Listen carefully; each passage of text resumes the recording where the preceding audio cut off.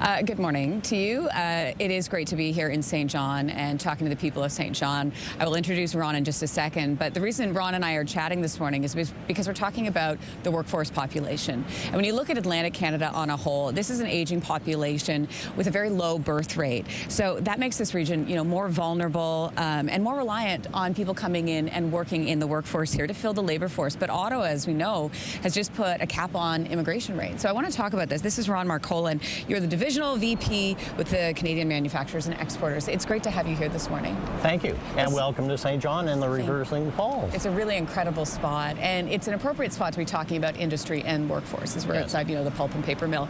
I want to ask you about this immigration cap, the number of people that is now capped. What is that going to do to the workforce here? Well, it's definitely a hindrance because St. John and the province as a whole is an old province. It's old as to age. So we have a lot of retirees, and a lot of retirees actually waited till COVID was over. So now they have retired, which is great. We wish them well, but we still need workers in our factories. So the fact that we have lower immigration caps is a real hindrance because we truly don't have the people to do the work. And that's really going to affect obviously our productivity. It's going to affect exports. It's going to affect a whole bunch of things in this province that we've worked so hard to build all these years. Well, and that's a great way to put it, working so hard to build, to have it just sort of start to trickle away. I want to bring our viewers some numbers, Ron, if we could. So when we talk about the permanent resident nominations cut by half, 5,500 were available in 2024. Yes. When we cut that in half, look at that, only 2,750 spots, really. I mean, we're talking about the number of people allowed to immigrate to the province every year. So let's talk about economic growth. What will, as we sort of look into the future, when you look at those numbers and the fact that we're having fewer immigrants come and work here, what do you foresee? Well, we foresee, I guess, a couple of immediate things. Lobbying the federal government for an increase of quota, an exemption, as it were, to New Brunswick, because we are a small province and every person counts, specific to workforce.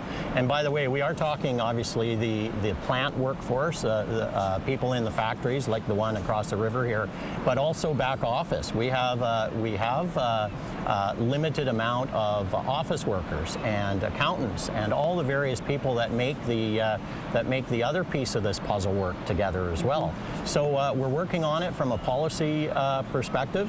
We're also working on it because we want to keep the immigrants that we currently have.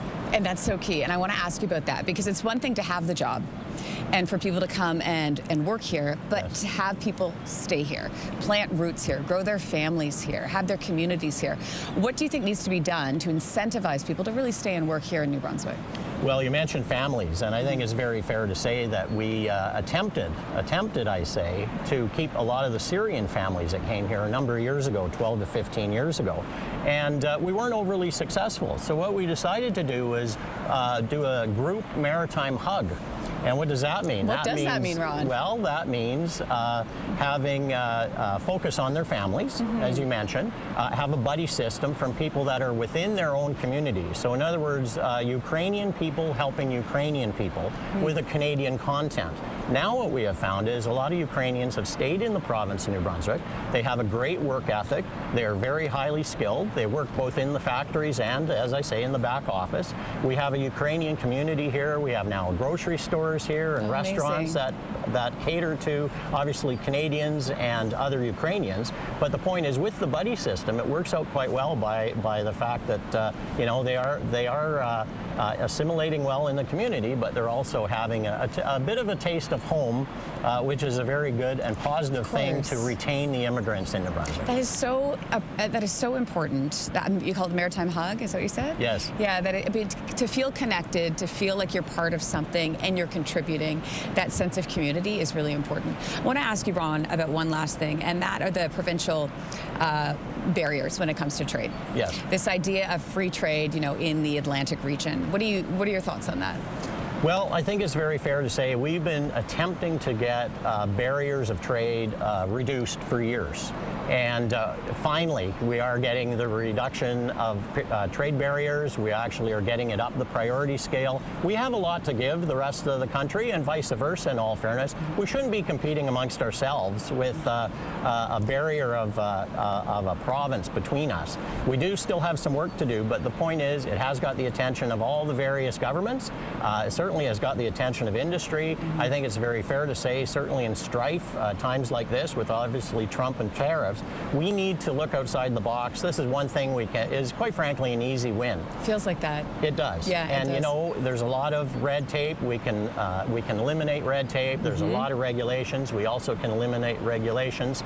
There are studies that say that upwards of 7% of added costs are added to interprovincial trade. Well, quite frankly, all of us as Canadians can use that 7%. We can use it to. Of course we can. Yes. You know, we can use it to better everything. Quite frankly, we can reinvest it in our business. We can do a whole bunch of great things. Reinvest in ourselves, right, Ron? That is Ron very Marcolin, true. great to talk to you this morning. Thanks for Thank stopping you. by. Appreciate it. If you like that video, make sure to subscribe to the Your Morning YouTube feed, where you can find all kinds of new content posted every weekday morning.